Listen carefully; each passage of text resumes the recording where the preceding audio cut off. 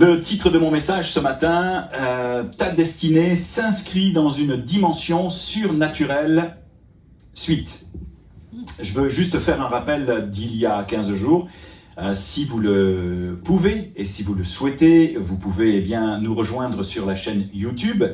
Vous tapez Philippe Châtre, Église Connexion, vous allez tomber sur toutes nos réunions. On ne prend que le passage de la prédication et plus tard, lorsque les moyens techniques le permettront, nous aurons, pourquoi pas, des cultes retransmis en live ou de manière plus complète entre la louange et la fin de la prédication. Alors un petit rappel pour les personnes qui n'étaient pas là il y a 15 jours. Nous avions vu que Dieu fait toujours toute chose nouvelle. Et d'ailleurs, à plusieurs reprises, il est question dans les Écritures, par exemple, d'un cœur nouveau, de nouvelle identité, d'esprit nouveau, de cantique nouveau, de vie nouvelle, de vin nouveau, d'un nom nouveau, dont nous avions parlé il y a quelques semaines. Et voici ce que l'Éternel dira à son peuple dans le livre d'Ésaïe, chapitre 43, verset 18. En rapport à cette chose nouvelle que Dieu veut faire et que nous avions étudiée donc il y a 15 jours. Ne pensez plus aux événements passés. Ne considérez plus ce qui est ancien. Voici, verset 19, je vais faire une chose nouvelle sur le point d'arriver. Ne la connaîtrez-vous pas? Ou ne la reconnaîtrez-vous pas? Ne la discernerez-vous pas? Je mettrai un chemin dans le désert et des fleuves dans la solitude. Et si on continue de lire Ésaïe, il y a des promesses merveilleuses quant à ces choses nouvelles que Dieu veut faire. Et nous avions vu, de manière très très spécifique et très particulière, que cette chose nouvelle que le Seigneur avait prophétisée par la bouche de son prophète Ésaïe touchait à deux vérités.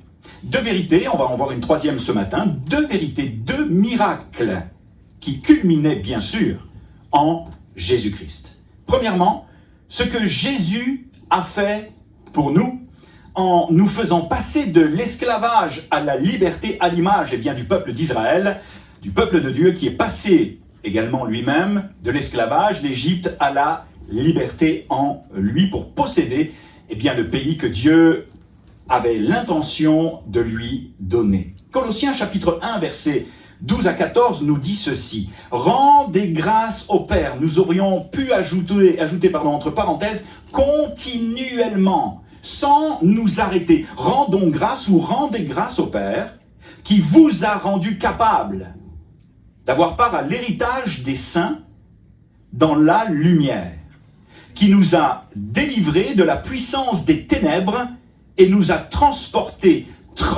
littéralement transportés dans le royaume du Fils de son amour en qui nous avons la rédemption. On a parlé de la rédemption et de la rémission des péchés également dans Colossiens chapitre 1, versets 12 à 14. Alors pour ceux qui étaient là, nous avions vu que la notion de transporter, je suis content que tu sois là Timo ce matin, se référait à la notion de transfert, de transférer, comme un coach qui achète la valeur d'un joueur pour le transférer dans son équipe. Et j'avais dit que le plus grand des miracles a eu lieu le jour où tu as accepté Jésus et où tu es passé de l'équipe des perdants à l'équipe des gagnants, parce que nous sommes plus que vainqueurs par celui qui nous a tant aimés.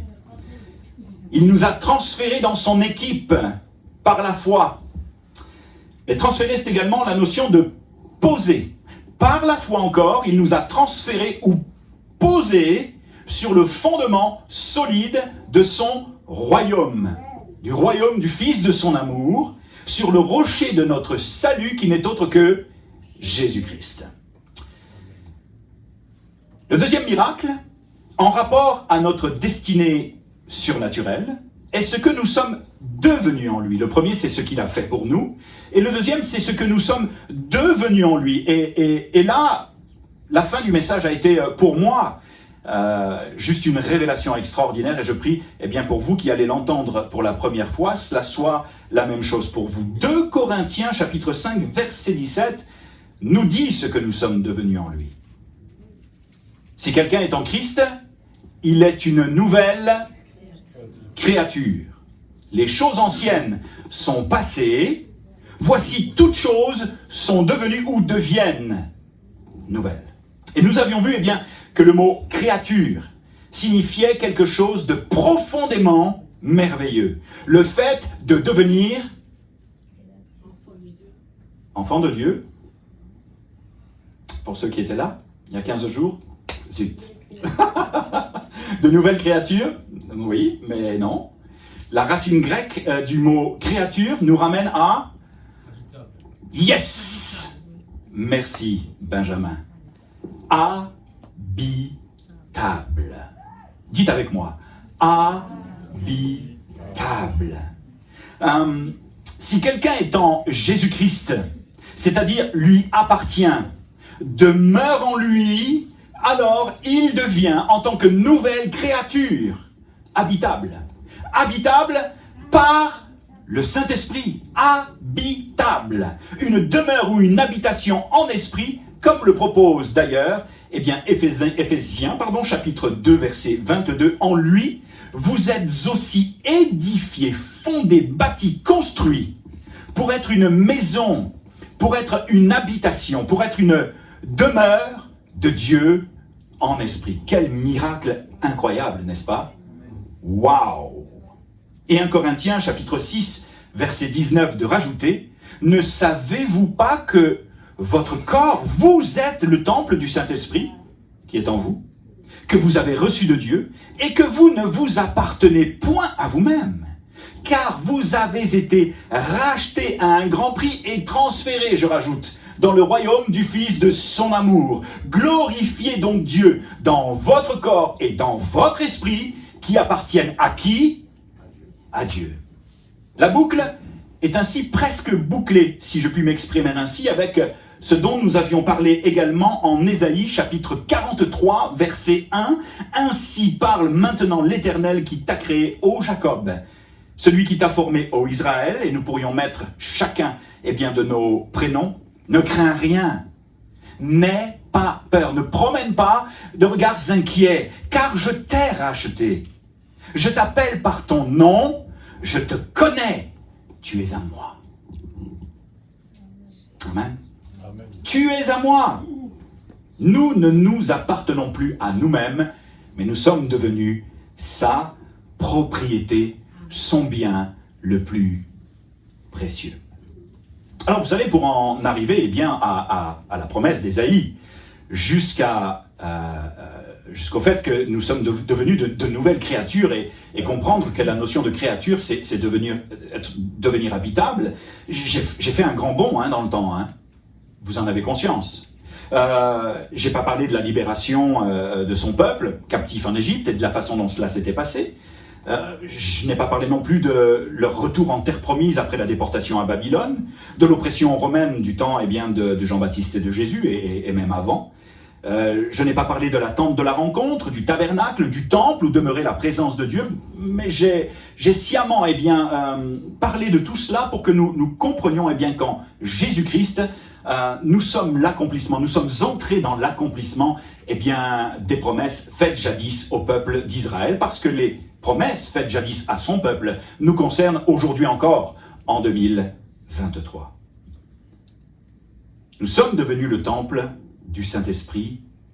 Quel miracle incroyable! Et c'est ainsi, et c'est pourquoi ta destinée s'inscrit dans une dimension complètement surnaturelle, complètement miraculeuse. C'est totalement surnaturel de réaliser que le Saint-Esprit est venu faire sa demeure dans nos cœurs et dans nos corps. Toutefois, imaginez une chose. 400 ans de désert et d'esclavage. Imaginez. Combien cela a dû laisser de traces, de marques dans les consciences, de génération en génération. Lorsque l'on prêche, on n'a pas le temps, forcément, de parler de tous les détails. Mais 400 ans de coups, 400 ans de brimades, 400 ans de perte d'identité, 400 ans de pleurs, 400 ans de peur. Il a dû y avoir une marque. Il y a quelques années de cela, nous discutions avec un ami au Québec. Nous étions à table et il m'expliquait, il nous expliquait comment le café est entré dans les pays asiatiques. En fait, ça a été l'histoire d'une longue bataille, entre guillemets, d'un long processus où les producteurs de café savaient très très bien, qu'en Asie, il n'était forcément pas culturel, de s'implanter au niveau du café. Donc ils se sont dit, il va falloir leur implanter une marque. Il va falloir qu'ils apprennent à aimer le café et que cette marque les amène à en consommer de plus en plus. Si bien que ce qu'ils ont fait de manière très très subtile, c'est l'image du péché dans nos vies. C'est l'image de la marque que le diable veut imprimer dans nos consciences. Petit à petit, ce qu'ils ont fait gratuitement avec le thé, ils ont commencé à distribuer des petits gâteaux saveur café. Les Chinois, les Vietnamiens, les Japonais et autres, se sont habitués à la marque du café, au goût du café. Si bien que lorsque le café est arrivé, ils en ont consommé et ils en ont davantage réclamé. Les plus grands consommateurs aujourd'hui de café, ce ne sont pas les Mexicains et ce ne sont pas tous ces gens-là, c'est en Asie que ça se passe, avec le thé bien sûr. Parce qu'il y a eu une marque, une imprégnation. Je prie ce matin, que tu réalises que tu as été marqué du Saint-Esprit qui vit en toi. Et que tu ne portes plus la marque de ton esclavage, la marque de ton passé, on va en parler à la fin du message, mais la marque victorieuse de Jésus dans ta vie. Oui, 400 ans d'esclavage, oui, 400 ans d'oppression, mais aujourd'hui, tu peux proclamer avec moi, je suis libre en Jésus-Christ et ma destinée est une destinée surnaturelle et miraculeuse. Quelqu'un dira Amen avec moi? Amen.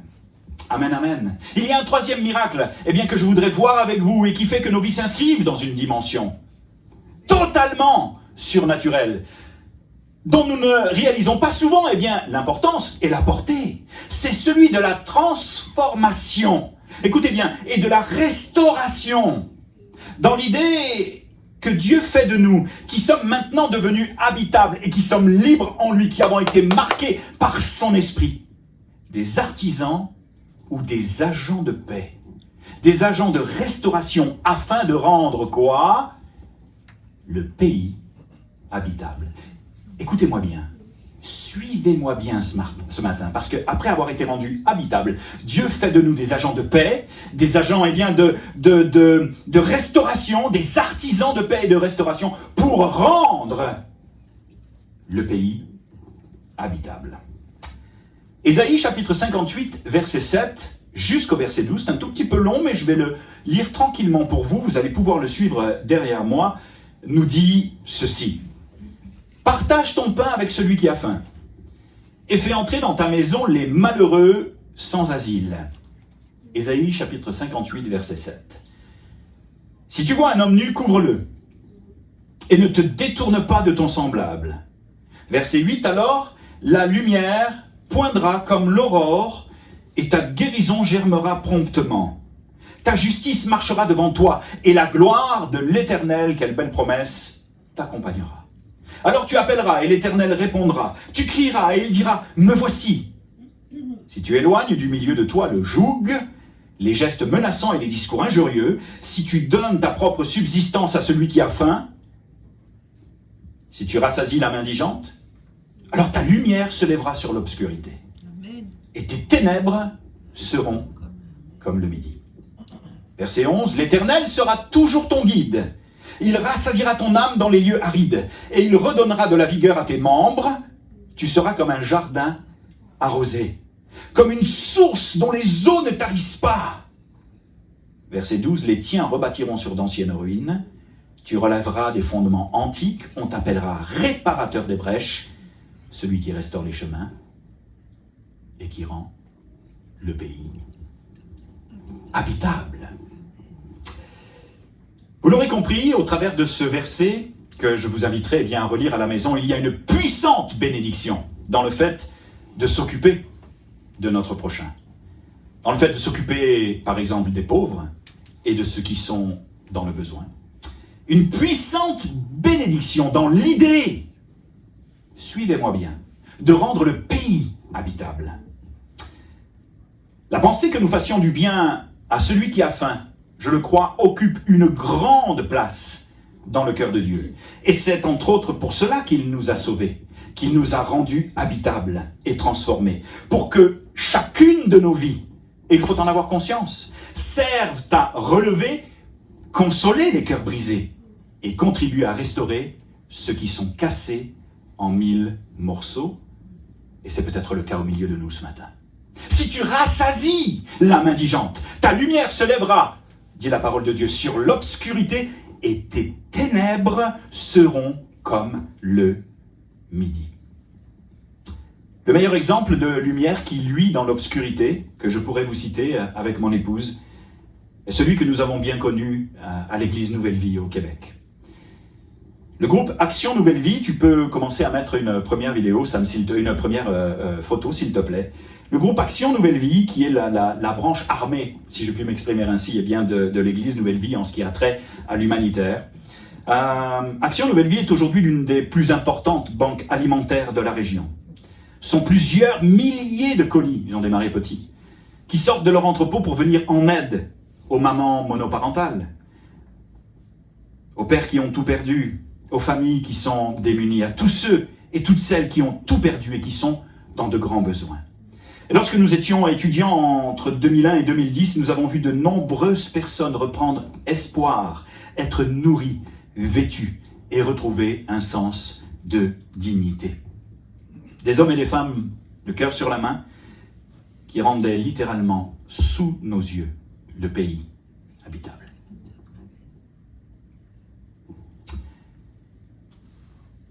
Ils avaient un programme incroyable qu'ils développent encore aujourd'hui.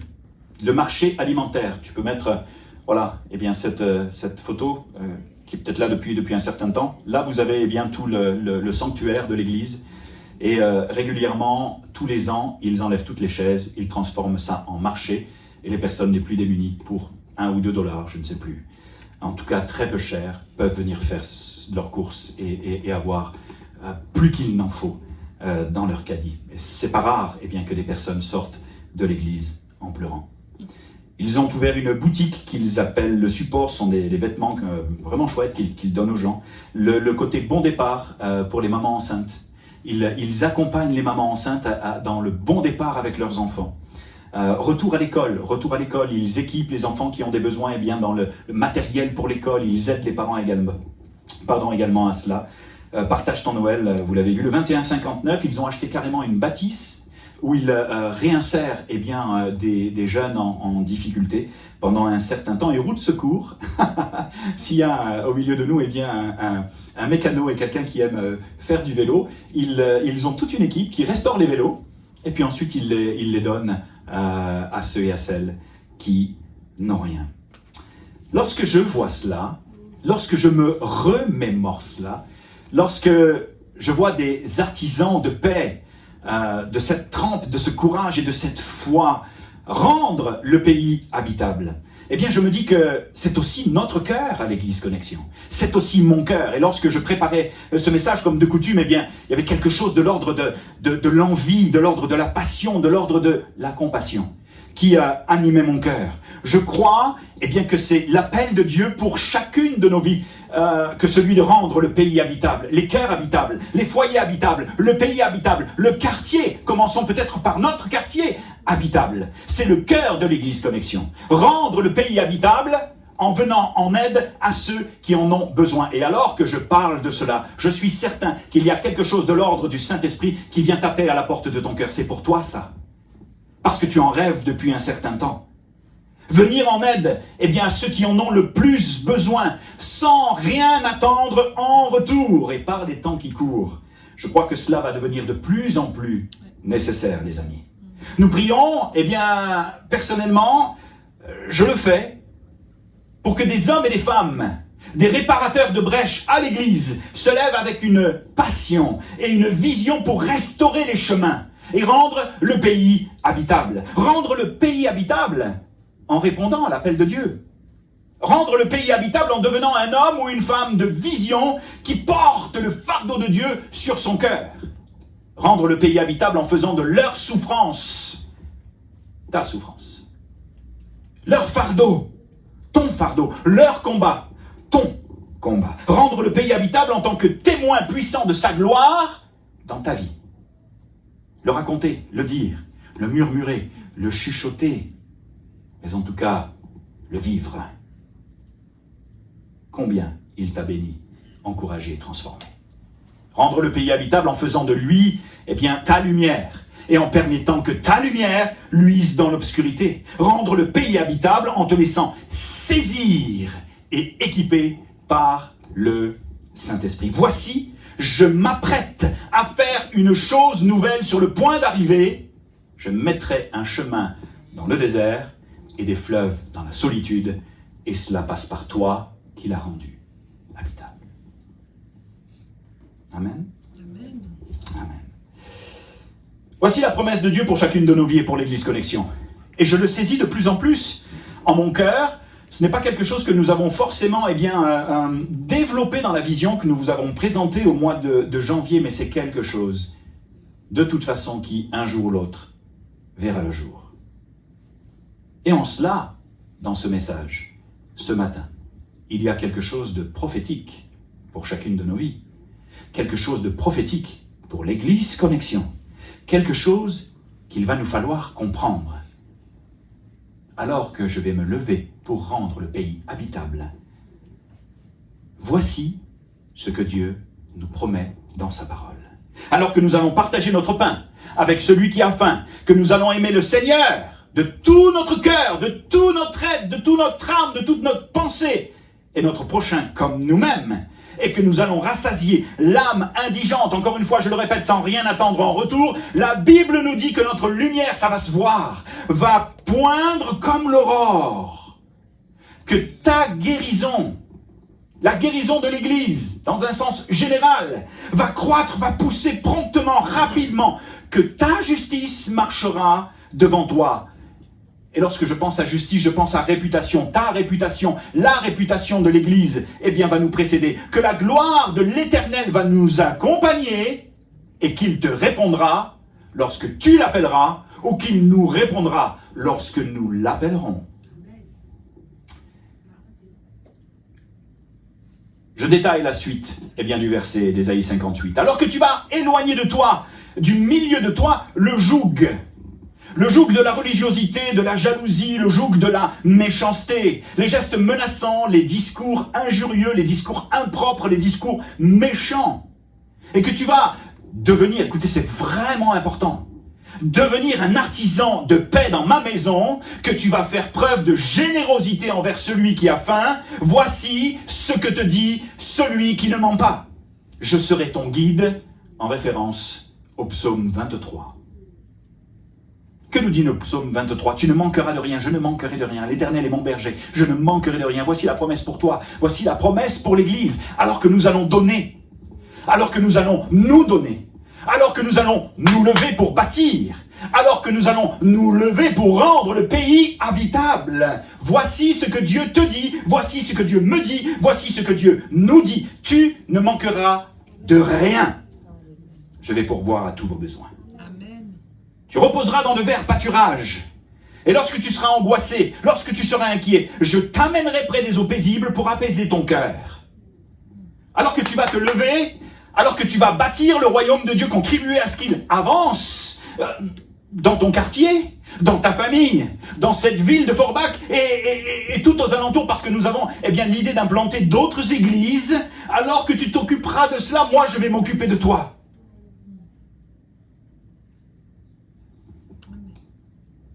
Alors que tu t'occuperas de restaurer ceux qui en ont besoin, je m'occuperai moi-même de ton âme. Je m'occuperai de tes besoins et j'y répondrai. Je te restaurerai également. Je te conduirai dans les sentiers d'une vie juste. Et lorsque tu traverseras, cela pourra arriver. Il se pourrait que l'Église un jour traverse la vallée de l'ombre de la mort et que ça ne soit pas si facile ou si évident. Que ça ne l'est depuis que nous avons démarré. Depuis que nous avons démarré, les amis, nous vivons quelque chose d'extraordinaire. Je ne suis pas en train de prophétiser quelque chose de désagréable qui va sûrement nous arriver. Non, je suis simplement réaliste. Nous avons été déjà attaqués, nous avons été déjà pris et oppressés par des tas de choses difficiles dans nos vies, nous avec l'équipe, avec Sandrine et moi, lorsque nous nous sommes levés pour servir Dieu, parce que le diable ne l'entend pas de cette oreille. Mais il y a une vérité. C'est pas ce que le diable fait, c'est ce que Dieu dit. Et lui, je le crois, il a toujours le dernier mot. Non seulement je te conduirai dans les sentiers d'une vie juste, mais alors que tu traverseras peut-être la vallée de l'ombre de la mort, je serai avec toi pour te rassurer, je ne t'abandonnerai pas. Je te donnerai la victoire sur tes ennemis, sur tout ce qui t'oppresse, sur tout ce qui te fait peur, sur tout ce qui se dresse contre toi dans tes combats spirituels et dans tes cauchemars les plus terrorisants. Je vais t'assister de mon esprit. Te donner d'être rempli de lui pour me louer et m'adorer. Ta coupe, alors que tu vas te lever pour contribuer à ce que le pays soit restauré et habitable, ta coupe va déborder au point que cela va rejaillir sur ton entourage. Le bonheur et la grâce t'accompagneront tous les jours de ta vie et tu habiteras dans ma maison jusqu'à la fin de tes jours. Waouh! Quelle promesse, je vous le dis, je l'ai reçue, c'est prophétique. Je ne suis pas là en train de faire là, c'est prophétique. Non, pas du tout. C'est une parole de Dieu pour l'Église. C'est une parole de Dieu pour chacun d'entre nous. Pourquoi? Parce que ta destinée s'inscrit dans une dimension surnaturelle. Une dimension miraculeuse. Tu es appelé à bâtir et à rebâtir. Voici la suite. Elle est encore plus merveilleuse. Alors que tu vas contribuer à rendre le pays habitable, je vais redonner de la vigueur à tes membres. En hébreu, c'est « je vais équiper tes os ». C'est rigolo. Je vais redonner de la vigueur à tes membres. Toi qui es fatigué, tu seras comme un jardin arrosé. Dieu est en train de nous dire qu'alors que nous allons nous lever, tu seras, mais en tant que corps de Christ, nous serons en tant qu'Église, un jardin arrosé. Cette image m'a fait penser à l'arroseur arrosé forcément. Tu arroses, Dieu t'arrose. Je vais transformer ton désert en oasis. Et ton jardin, celui de ta vie, celui de ton cœur et de ton Église, va porter beaucoup de fruits. Waouh! Waouh! Waouh! Waouh! Je le crois, c'est biblique. Mieux encore, écoutez bien, et c'est ce que l'on réclame pour l'Église. Arroser en hébreu, c'est saturer. Normalement, nous aurions pu traduire tu seras comme un jardin arrosé par une pluie fraîche, arrosé par ma présence, arrosé par tellement de belles choses que Dieu veut faire, mais saturé comme saturé de la présence de Dieu dans l'Église, dans ta vie, juste waouh! C'est ce que je te souhaite de vivre, comme dans le jardin d'Éden. Lorsque Adam et Ève étaient rejoints en fin de journée par le Seigneur, je ne sais pas quel genre de conversation ils devaient avoir. Je ne sais pas ce qui devait se passer, je ne sais pas ce que Dieu leur disait. Ce que je sais, c'est qu'il y avait la gloire de Dieu et qu'ils étaient saturés de sa présence. Pas saturés dans le sens où je suis saturé, stop. Non, saturé, c'est pris par sa... Comment tu dis? Bienveillant. Ouais, c'est étreint par sa présence, c'est enveloppé, c'est inondé par sa présence. Et je crois que c'est biblique. Voici ce que le Seigneur a mis dans mon cœur également. Tu seras une source dont les eaux ne tarissent pas. L'Église sera une source dont les eaux ne tarissent pas. Une source d'encouragement. Et ça passe par toi. Une source de consolation. Une source d'apaisement. Une source de générosité. Une source aux paroles rafraîchissantes, calmantes, encourageantes, auprès desquelles plusieurs viendront boire pour se désaltérer. Ce n'est pas terminé. Car alors que tu vas contribuer à rendre le pays habitable, voici ce que te dit le Seigneur. Ceux qui sont autour de toi, vous le lirez, ainsi le verset de Ésaïe 58 maintenant. Ceux qui sont autour de toi, de ta famille, écoute bien, de tes amis, de ta descendance, eux prendront le flambeau et rebâtiront sur d'anciennes ruines. Ils vont prendre exemple et modèle sur toi, car toi, on t'appellera d'un nom nouveau, réparateur de brèches, celui qui relève les fondements. Un tic, je dis. Marc, est-ce que tu peux venir, s'il te plaît? Merci beaucoup. On t'appellera réparateur de brèches, celui qui relève les fondements antiques. Et là, je termine tranquillement avec ceci. Eh bien, c'est intéressant parce que le mot hébreu pour réparateur de brèche nous ramène à maçon. On t'appellera réparateur de brèche. C'est le mot maçon. Et on pourrait retraduire le verset ainsi.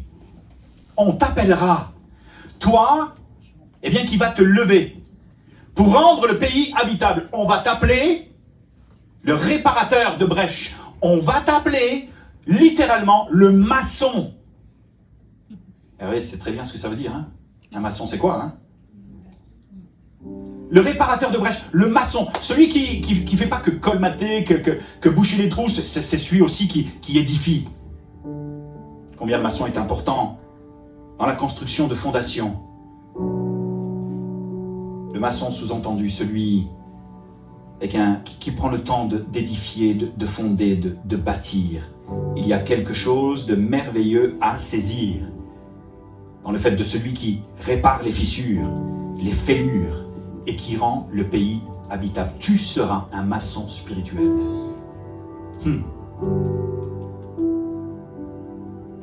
De celui ou de celle qui relève les fondements antiques. Et là, il y a quelque chose de fabuleux à saisir. Les fondements antiques, eh bien, ce sont en hébreu les fondations des demeures. Les fondations des maisons. La boucle est bouclée, les amis. Les fondations des habitations et les fondations des générations. On t'appellera celui qui va restaurer les demeures des cœurs, le maçon des cœurs. Celui qui rend les cœurs habitables par le Saint-Esprit, pour qu'à leur tour, ceux qui auront été restaurés et posés sur le bon fondement, les bonnes fondations, puissent devenir à leur tour les maçons du cœur, afin de rendre d'autres cœurs habitables. Et c'est ainsi que la multiplication dans l'Église va s'opérer, pour ainsi rendre, eh bien, le pays habitable. C'est ainsi, cher ami, ce matin, toi dont le cœur vibre par le Saint-Esprit, c'est ainsi, eh bien, que ta destinée s'inscrit dans une dimension surnaturelle, celle de rendre le pays habitable après avoir été toi-même rendu habitable. Voici, te dit Dieu, je vais faire une chose nouvelle dans ta vie, je vais faire une chose nouvelle dans l'Église, je vais faire une chose nouvelle sur la région. Sur le point d'arriver, ne la reconnaîtrez-vous pas, ne la discernerez-vous pas. J'avais prévu de mettre une vidéo, mais on ne va pas la mettre parce que je ne sens pas de la mettre ce matin. Sam, ça arrive, hein, pardon. Merci Marc, à qui j'ai fait faire plusieurs manips pour que cette vidéo soit prête. Mais notez une dernière chose, parce que cela va te concerner maintenant, et bien clairement, c'est que le mot antique nous ramène aussi au mot entassé, empilé. Lorsqu'il est écrit que, eh bien, tu relèveras par exemple des fondements antiques. Le mot antique, c'est ce qui nous ramène aussi donc au mot entassé, au mot empilé. Si vous aviez la possibilité de venir chez moi, vous seriez agréablement surpris certainement, mais étonné, parce que je suis quelqu'un qui aime garder les choses entassées. T'as pas le droit de sourire, hein? Parce que Sandrine et moi, on est à peu près pareil. On a du mal à se séparer des choses du passé et on entasse. Ça parle à quelqu'un? Amen. Je me sens moins seul comme ça. Et on entasse, et on empile, et puis ça va dans un placard, et puis ça va dans un autre, et les vêtements, et les livres, et les bibelots, et les breloques. Moi, c'est les marionnettes. À chaque fois que j'achète une marionnette, la tension de mon épouse, c'est juste parce qu'elle sait que la marionnette, elle va là, et puis je vais la mettre dans un placard, elle va se mettre s'empiler sur une autre marionnette, parce que je suis un fan de marionnettes, de livres et d'autres choses, dont je n'ai parfois, très sincèrement les amis, aucune utilité. Et le problème, c'est qu'à la longue, ça devient encombrant. Vous êtes d'accord avec moi? Eh bien, je crois que c'est la même chose en ce qui a trait au mot antique. C'est la même chose pour la maison de nos cœurs et de nos vies. Voici ce que le Seigneur mettait dans mon cœur pour toi ce matin. Il y a des choses qui se sont empilées et entassées au fur et à mesure des années dans ta maison et dont il faut que tu te débarrasses.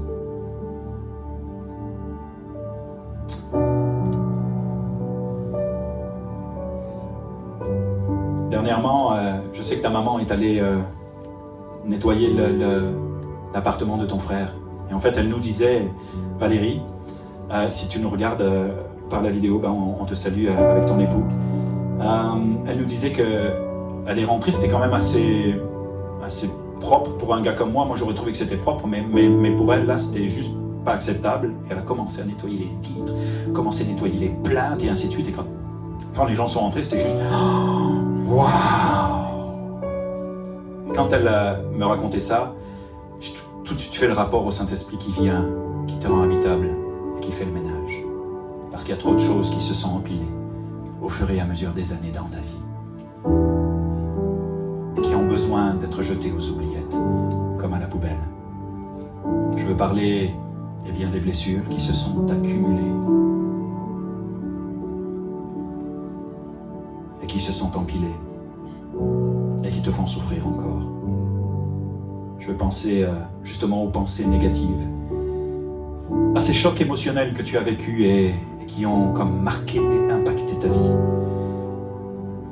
Je veux parler également des souvenirs traumatisants de ton enfance. Des marques. Vous vous souvenez de la marque de 400 ans d'esclavage?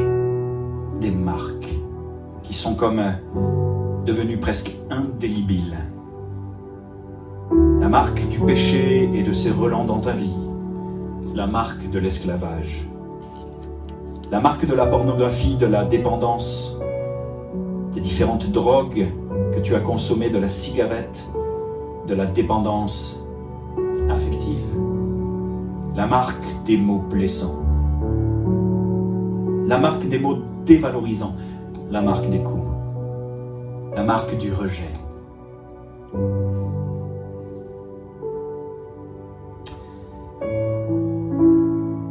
Tu es devenu une nouvelle créature, habitable par le Saint-Esprit, appelé à rendre le pays habitable. Mais ce matin, je crois qu'il y a une place dans ce lieu pour que tu permettes au Saint-Esprit de faire le ménage. Parce qu'il y a trop de choses antiques qui se sont empilées et qui se sont emmagasinées dans ta vie, comme la marque du rejet. Ainsi parle maintenant l'Éternel qui t'a créé, ô Jacob, qui t'a formé, ô Israël. Ne crains pas, car je t'ai racheté. Je t'appelle par ton nom. Tu es à moi. Prions ensemble. Alléluia.